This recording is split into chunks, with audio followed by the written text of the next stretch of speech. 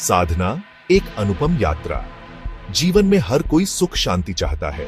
इसके लिए लोग अलग अलग रास्ते अपनाते हैं।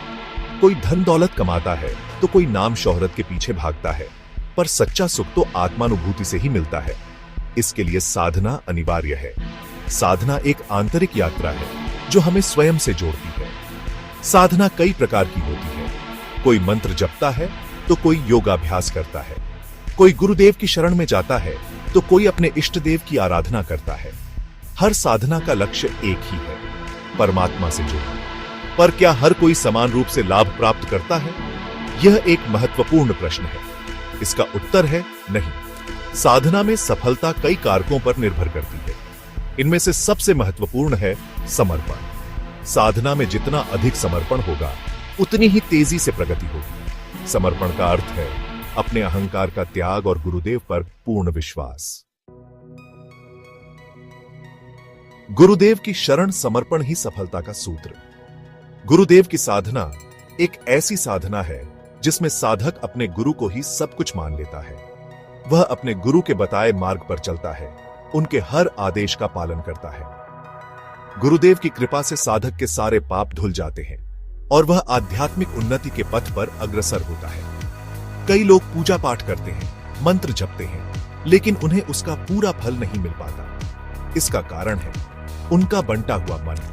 वे एक साथ कई देवी देवताओं की पूजा करते हैं, जिससे उनकी ऊर्जा बिखर जाती है। जबकि गुरुदेव की साधना में साधक का ध्यान सिर्फ एक ही बिंदु पर केंद्रित रहता है, अपने गुरु पर। इससे उसकी ऊर्जा एकत्रित होती है और उसे शीघ्र ही लाभ प्राप्त होता है। गुरुदेव की साधना में समर्पण ही सफलता का सूत्र है।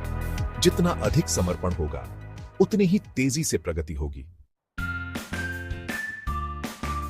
3 साधक, 3 कहानियां, एक सत्य। एक ही बीमारी से ग्रसित 3 साधक एक ही गुरुदेव की शरण में आते हैं। तीनों को गुरुदेव ने एक ही मंत्र दिया और उसकी साधना करने को कहा। तीनों ने नियमित रूप से मंत्र जपना शुरू कर दिया। पहले साधक ने पूरी श्रद्धा और विश्वास के साथ मंत्र जपना शुरू किया। उसने अपने मन से सारे संशय निकाल दिए और सिर्फ गुरुदेव पर भरोसा किया। कुछ ही दिनों में उसे अपने रोग से मुक्ति मिल गई। दूसरे साधक के मन में थोड़ा संशय था। उसे विश्वास नहीं हो रहा था कि सिर्फ मंत्र जपने से ही उसका रोग ठीक हो जाएगा। फिर भी उसने नियमित रूप से मंत्र जपना जारी रखा। उसे ठीक होने में पहले साधक से ज्यादा समय लगा। तीसरे साधक के मन में बहुत संशय था। वह मन ही मन सोचता रहता था कि यह मंत्र काम करेगा या नहीं। उसने मंत्र जप तो शुरू किया, लेकिन उसमें उसका मन नहीं लगता था। उसे ठीक होने में सबसे ज्यादा समय लगा।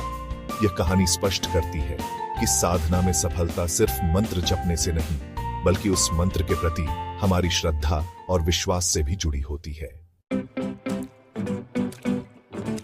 श्रद्धा का अटूट बंधन, सच्ची सफलता का रहस्य।